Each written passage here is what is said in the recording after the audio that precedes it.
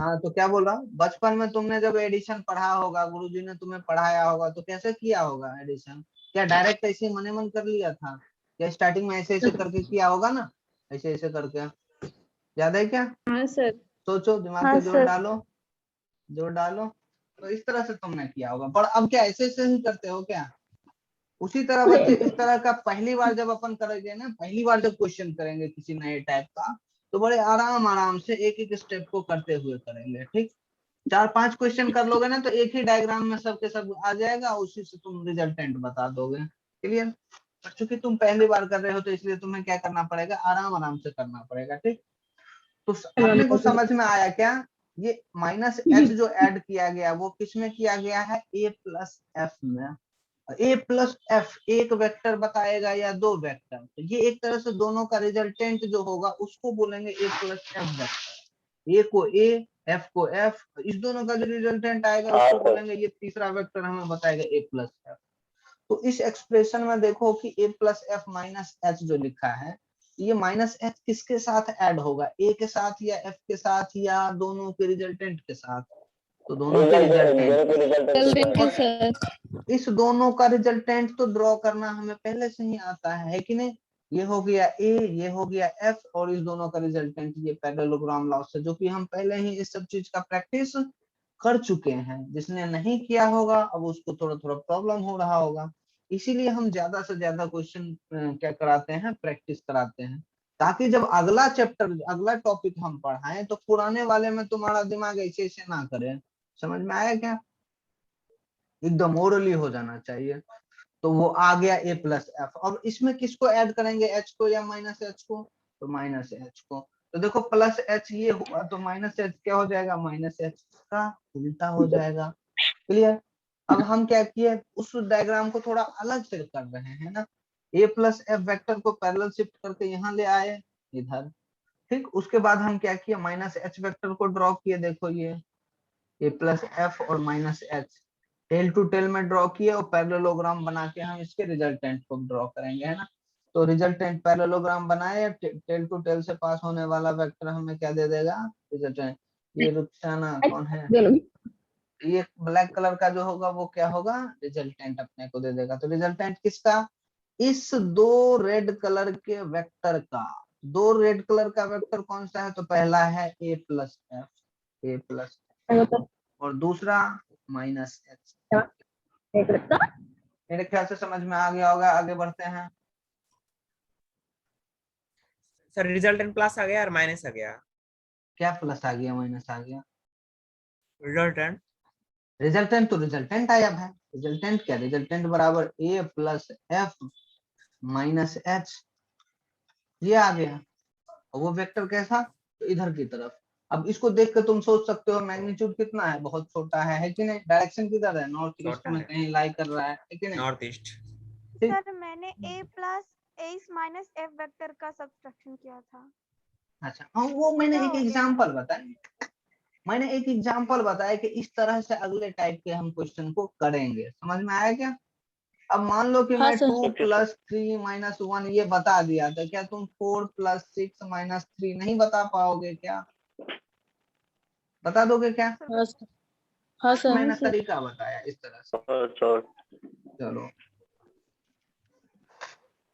कोशिश करना बच्चे, तुमने सब्ट्रैक्शन पे क्वेश्चन कर नहीं पाया, किसने याद भी नहीं दिलाया, कितने बेशरम हो तुम लोग। चलो तो आगे अब क्या करें, क्या करेंगे,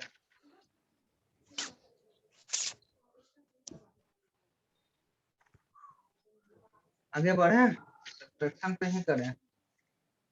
सब्ट्रैक्शन का कर लोगे क्या तुम? देखो जो क्वेश्चन तुम्हें भेजा गया अभी व्हाट्सएप ग्रुप पे, खोल के देखो तो उसका पढ़ करके देखो, कोई बताने की जरूरत है उसमें?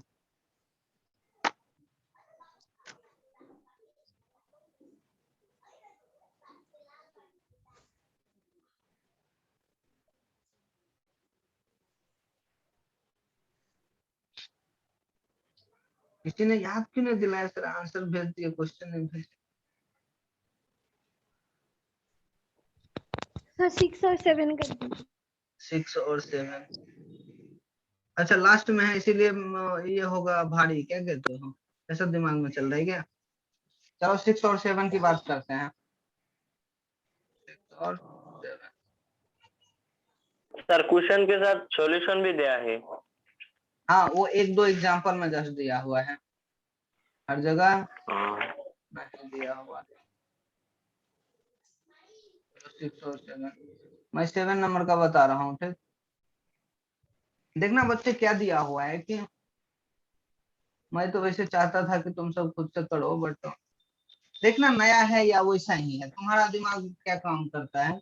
जैसे मान लो कि आर वेक्टर जो बोला गया, आर वेक्टर क्या है, P vector plus Q vector का एडिशन का रिजल्टेंट है, ठीक। तो मान लो कि पी वेक्टर ये है, क्यू वेक्टर ये है, एंगल क्या है, थीटा है। तो इसका जो रिजल्टेंट होगा एडिशन का, वो क्या है, आर वेक्टर है। और दूसरा क्या बोल रहा है कि एस वेक्टर जो है वो है क्या है, P vector minus Q vector का एग्जाम, मतलब ऐसा दे रखा है, मतलब पी और क्यू के सब्ट्रैक्शन का रिजल्टेंट क्या है, एस वेक्टर, ठीक। इतना समझने के बाद बोल रहा है कि prove that P S Q Q, P S Q Q नहीं आर एस क्यू क्यू, इसमें मतलब बोल रहा है रिलेशन निकालने के लिए। क्या हमें निकाल सकते हैं क्या किसी तरह से रिलेशन? रिलेशन में जो है वो थीटा नहीं है, सिर्फ पी एस क्यू आर है। सोच पाओगे क्या कैसे किया जाए? क्या कर सकते हैं, देखो इतने से अपने को एक ही फॉर्मूला पढ़े हैं अपन, है कि नहीं, वो है आर स्क्वायर बराबर P square plus Q square plus 2 P Q cos theta, ये लिख लिए, ठीक।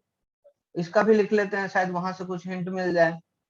एस स्क्वायर बराबर P square plus Q square minus 2 P Q cos theta. दिख रहा है क्या तुम्हें, कुछ हिंट विंट देखा? अपने को जो रिलेशन चाहिए उसमें कॉस थीटा नहीं होना चाहिए, उसमें कॉस थीटा नहीं होना चाहिए, बाकी आर हो, पी हो, क्यू हो, एस हो, ऐसा दिखता है कि नहीं? तो दिख गया होगा तुम्हें। दोनों को ऐड करेंगे तो ये वाला टर्म और ये वाला टर्म कट जाएगा, कैंसिल हो जाएगा। या एक से cos थीटा निकालेंगे दूसरे में रखेंगे, आ जाएगा। तो डायरेक्ट ही दिख गया ये आंसर। दोनों को जब ऐड करेंगे तो क्या होगा, आर स्क्वायर प्लस इसके एलएचएस में S square equals to P square 2 P square 2p square Q square 2 Q square. q तो square क्वेश्चन बच्चे मुश्किल था या आसान? आसान था। बहुत easy आसान था, है कि नहीं? इजी था ना। हाँ अगला समझ रही। हाँ, ठीक है, ठीक। तो अगला बोल रहा है 6 नंबर का, the resultant of two forces has magnitude इतना। अब देखो यहाँ बोल रहा है रिजल्टेंट ऑफ दो फोर्स का जो कि है 20। अब ये एडिशन का है या सब्ट्रैक्शन का, अभी तक कहीं लाइन क्लियर है क्या? नहीं क्लियर है। तो ये एडिशन का भी हो सकता है और सब्ट्रैक्शन का हो सकता है, आगे क्लियर हो। और नहीं कुछ दिया है ना, मान लेंगे एडिशन का, ठीक। One of the forces is of magnitude 20√3, मतलब ये जो है वो कितना है, 20√3 का है। And makes an angle 30 degree with resultant.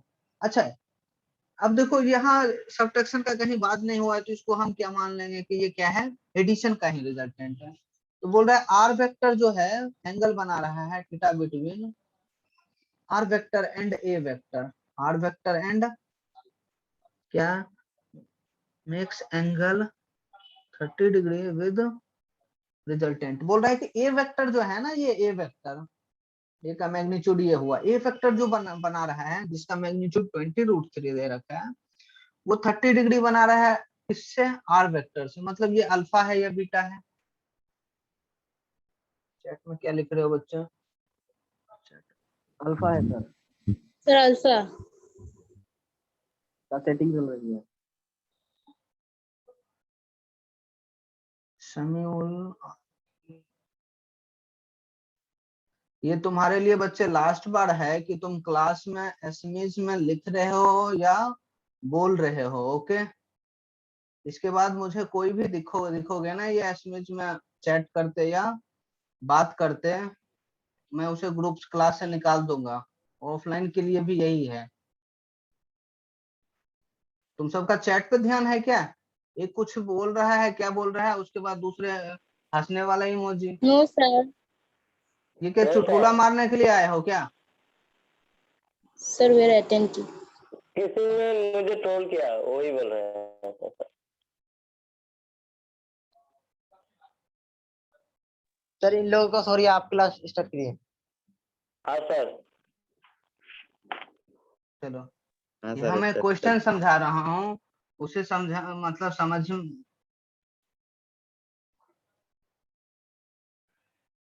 बच्चे थोड़े से अच्छे से पेश आ रहा हूँ, तुम सब भी अच्छे बच्चे हो, कोशिश करो अपनी अच्छाई को क्लास में बरकरार रखने का, है ना।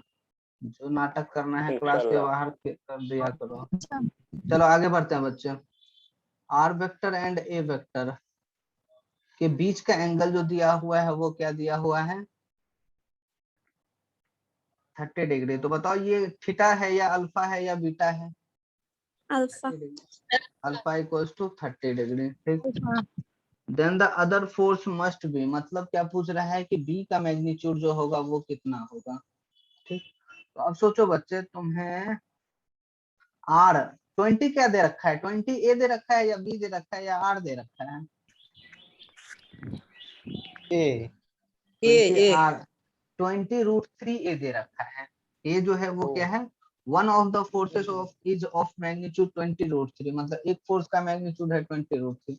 तो अब सोचो बच्चे, तो ये तुम्हें पता है, ए बी नहीं पता है पर अल्फा पता है। क्या कोई फॉर्मूला है जो कि अल्फा का फॉर्मूला।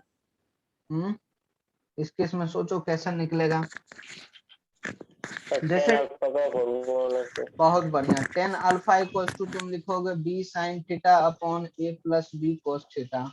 क्लियर? बट क्या हमें थीटा दिया हुआ है क्या? अल्फा तो 30 रख दोगे पर थीटा कहाँ से लाओगे? हाँ सर।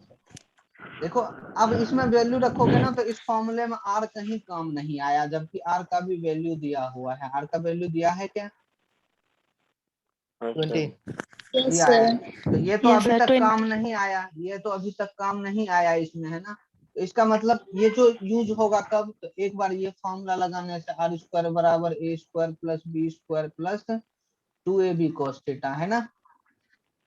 हाँ सर। ऐसे करने से तो अब देखो, तुम्हें क्या बी नहीं पता है? इसमें आर पता है, ए पता है, बी नहीं पता है और थीटा नहीं पता है। यहाँ भी हाँ तुम्हें सर।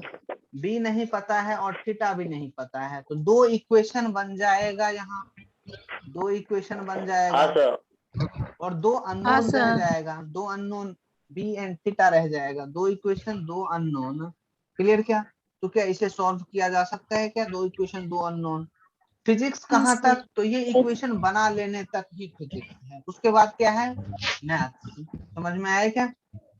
तो इसका हो सकता है तुम इसका जो इक्वेशन बने वो तुमसे सॉल्व ना हो सके, है पॉसिबल है कि तुमसे ना हो सॉल्व। तो तुम्हें ये मानना है कि यदि इक्वेशन तुम सही तक बना लो, है ना, और बाकी कैसा इक्वेशन बन रहा है वो हम अगले क्लास में उसको निपटा लेंगे ना, सॉल्व कर लेंगे। नए टाइप का होगा तो मैं बता दूंगा, उसे ध्यान में रखना, अगले बार उस टाइप का आए तो दोबारा बताने की जरूरत ना पड़े, इस बात का ख्याल रखना। ओके, हाँ सर। चलो इसके अलावा अभी पूछना है क्या? बाकी सब ट्राई करना बच्चे। Okay okay sir. ठीक है सर। तो बच्चे ट्राई करना, नहीं बनेगा तो मैं हूं ही ना क्या। आगे बढ़ते हैं, आज अपन जो पढ़ने वाले हैं, मुझे थोड़ा सा इस बात का भी प्रॉब्लम लग रहा है कि जो एडिशन और सब्ट्रैक्शन पे जितना प्रैक्टिस हो जाना चाहिए क्वेश्चन, उतना नहीं हो पाया। मतलब क्या बोलते हैं, नहीं हो पाया, मतलब थोड़ा सा और भी किया जा सकता था। कल का होमवर्क थोड़ा स्किप हो गया, मेरी गलती के कारण नहीं जा पाया, तो ये भी एक वजह है। चलो आगे वाला जो टॉपिक है इससे थोड़ा इंडिपेंडेंट है।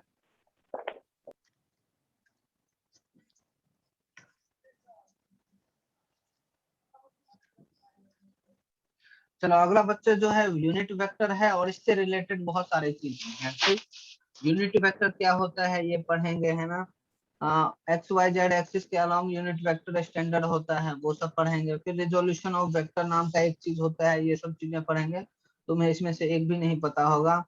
पोजीशन वेक्टर क्या होता है इसको पढ़ेंगे। डिस्प्लेसमेंट वेक्टर क्या होता है, डिस्प्लेसमेंट नाम सुना हुआ होगा तुम्हारा, है ना, ये सब पढ़ेंगे। ठीक, नेक्स्ट स्लाइड पे बढ़ते हैं आगे।